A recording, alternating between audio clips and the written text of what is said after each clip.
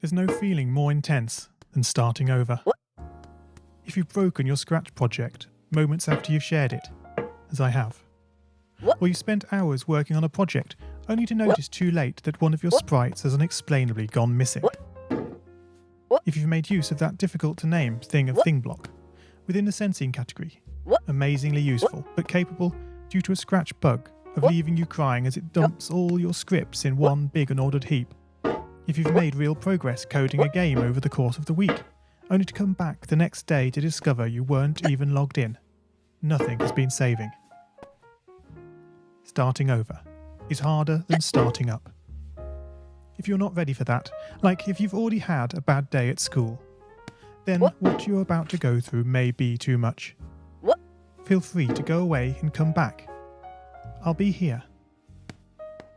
Alright, thanks for coming with me on this trip. I'll understand if you need to take a break at any point. Just find a safe place to stop and remember to pause the game by pressing P. On Scratch you can find loads of remixed or reimagined recreations of existing games, and with good reason. George Bernard Shaw said, "Imitation is not just the sincerest form of flattery, it's the sincerest form of learning."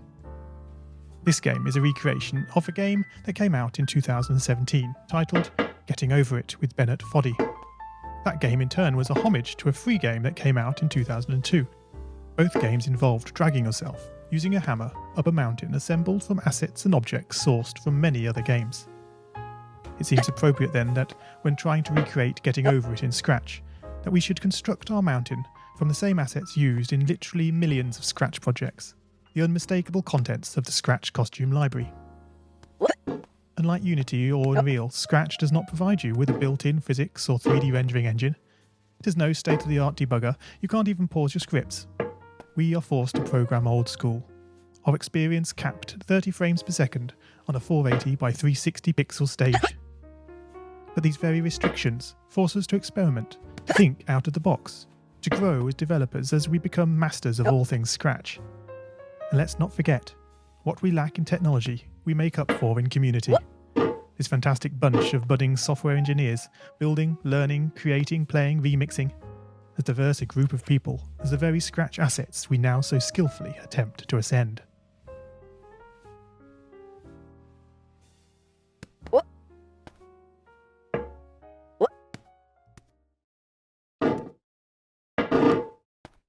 The act of climbing, in the digital world or in the real world, has certain essential properties that give the game its flavour. No amount of forward progress is guaranteed. When you start Getting Over It, you're standing next to a dead tree, which blocks the way to the entire rest of the game. You prod and poke at it, exploring the limits of your reach and strength, trying to find a way up. When starting a new Scratch project, that initial blank slate is both refreshing and at times a little scary. Wouldn't it be great if we could travel forward in time and review our finished projects to see how well they turned out? I certainly wish we could. The real draw of coding, what gives it that special zing, is the challenge of accomplishing something you've never done before.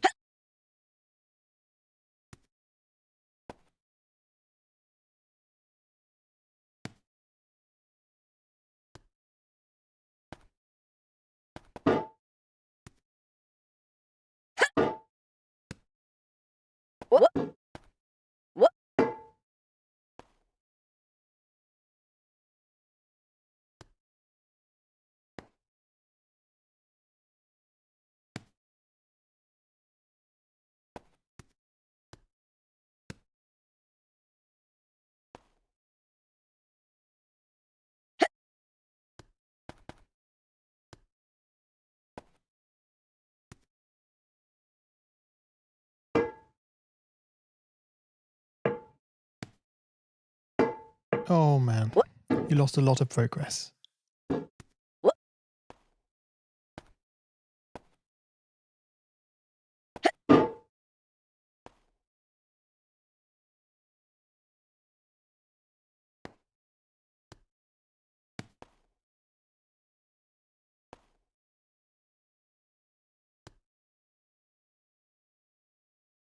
Whoops. Oh dear.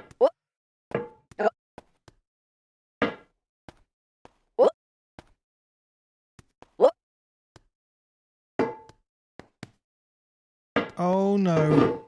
Not again. Pick yourself up, brush yourself off. Back up you go.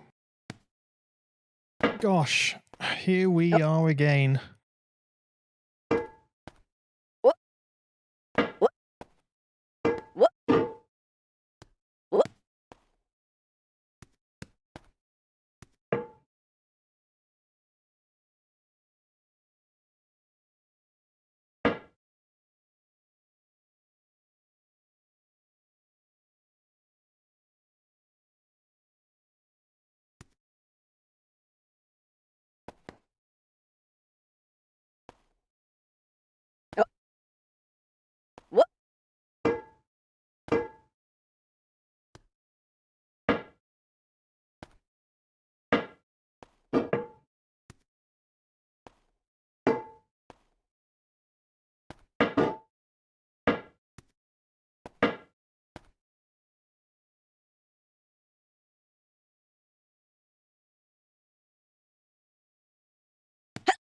At this point, you don't want to fall into the trap of rushing into creating loads of content, designing all the levels, the player costumes, all the easier stuff that can be perfected later.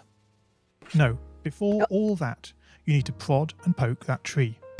That is, understanding the coding difficulties you're expecting to face and try out any ideas to solve them. You may not be able to time travel, but at least this way you can get a good idea of how well your project is likely to go, and potentially save yourself a lot of time.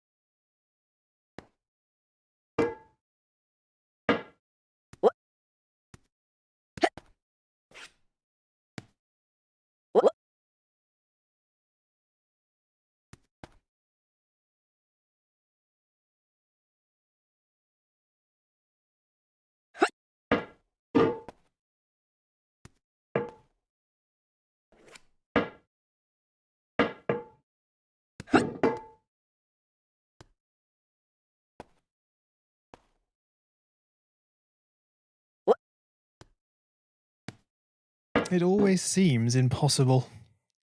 Until, that is, it's done.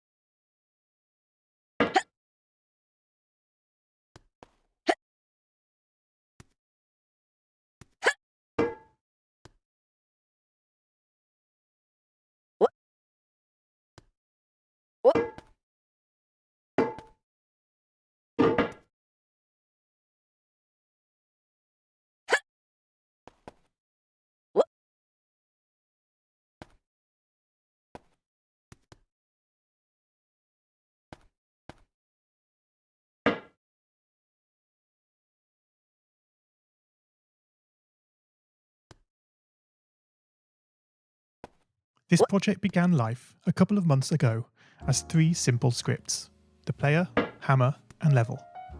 I spent no time on the art, just using Scratchcat and a few rectangles drawn in the sprite editor. The scripts for the player quickly mocked up in a similar fashion to those I teach on my YouTube channel.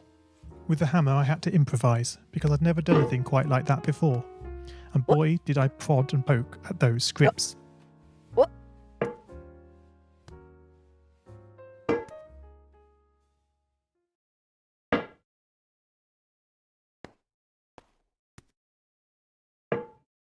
A failure is not always a mistake. It may simply be the best one can do under the circumstances. The real mistake would be to stop trying.